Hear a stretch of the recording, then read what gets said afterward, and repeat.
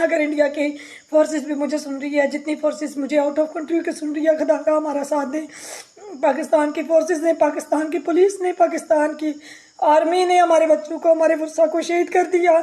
हमारा कश्मीर इस वक्त हर चीज के नंबर्स जारी किए जा रहे हैं, तो अगर एक दिन में 31 लोग मार दिए हैं तो सोचें कि ये पहले से क्या क्या कर रहे हैं और आज की रात इनका क्या इरादा है। दिखा रहा था ना कश्मीर में क्या चल रहा है वो दिखा रहा था, सिवाय इसके कि जी ये रिजल्ट आए हैं इलेक्शन के। उसके अलावा वहां पर फायरिंग की गई, वहां लोगों की जाने गई, वहां पे लाशें गिरी, वहां पे डेड बॉडीज लेकर लोग बैठे हैं, वहां पे क्या हंगामा चल रहा है उसके ऊपर पाकिस्तान का मेन स्ट्रीम मीडिया बिल्कुल खामोश फौज है। जनरल डायर का जो दस्ता है वो अंदर एंटर करता है, पोजीशन लेता है, लोग उनको देख रहे हैं जो तकरीरें कर रहे हैं, उनको यकीन ही नहीं आता कि उनके ऊपर फायरिंग कर सकते हैं, और फिर वो उनके ऊपर अंधाधुंध फायर खोलता है। जब जनरल डायर से बाद में पूछा गया कि तुमने ये बर्बरियत क्यों की है, उसने कहा मैं ब्रिटिश एम्पायर का खौफ लोगों के जहन में बैठाना चाहता था, मैं चाहता था कि इनको ये पता चले कि तुमने राज की उबीडियंस।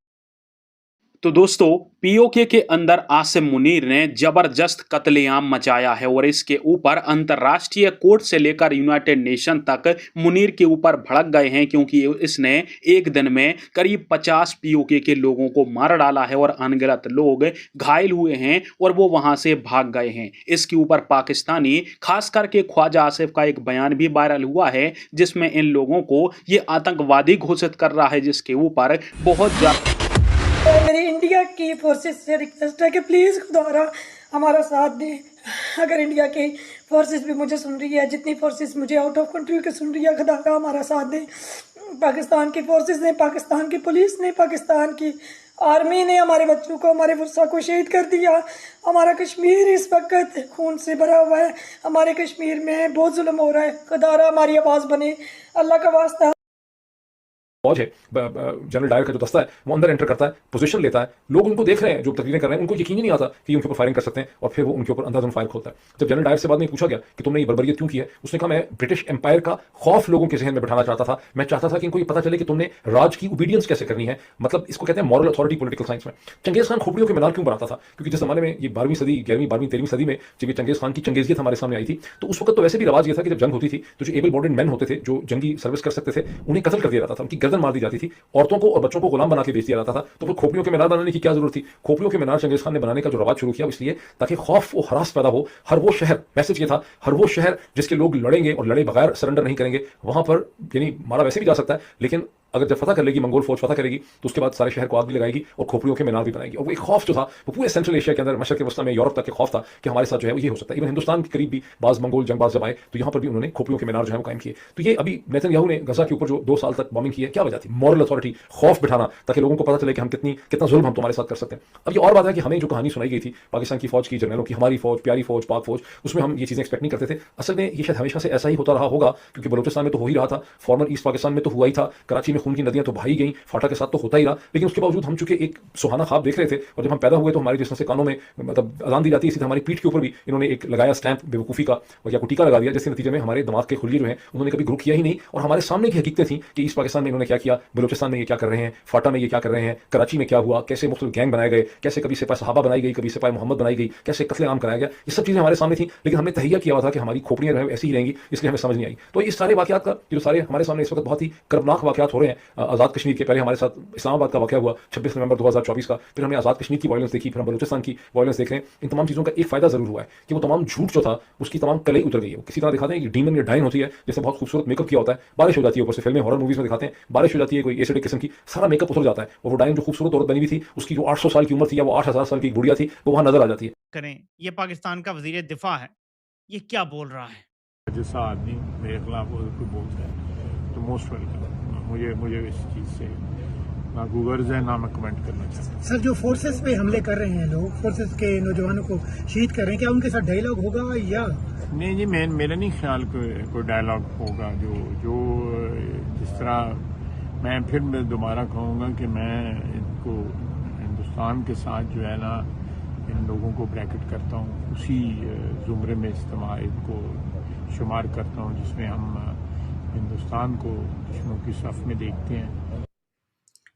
सवाल करने वाला भी बेशर्म कि सवाल ऐसे कर रहा है जी, फोर्सेस पे जो हमले कर रहे हैं आप, और वो कह रहा है मैं इनको हिंदुस्तान से ब्रैकेट करता हूं। ये पाकिस्तान के वजीर दिफा की हालत है। ये पूरी पार्टी ही बेशर्मों का टोला है। इसने हमेशा जर्नैलों की दलाली में मुंह काला किया है और हमेशा बेशर्मी से किया है। इनको जरा सी शर्म हया नहीं है। ये लिस्ट देखें जरा, ये लिस्ट जारी की गई है सिर्फ एक दिन के शोहदा की। 31 लोगों के ये नाम हैं, पूरी तफसीलात हैं। आप ये जरा बड़ा करके देख लें, आप इसका स्क्रीनशॉट ले सकते हैं।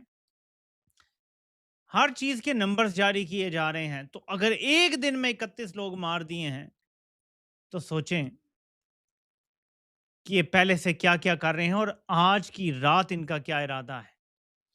मैं जब देख रहा था कि रात के अंधेरे में फोर्सेस की एक बड़ी तादाद जाती हुई दिखाई दी है, ये जरा आप वीडियो मुलाहिजा करें।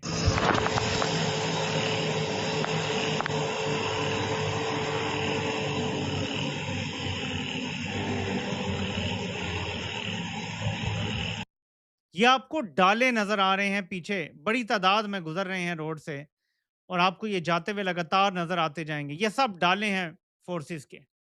रात के अंधेरा है, बत्तियां बंद कर दी गई हैं, कोई इलेक्ट्रिसिटी नहीं है, मोबाइल इंटरनेट कनेक्शन नहीं है, कुछ भी नहीं है।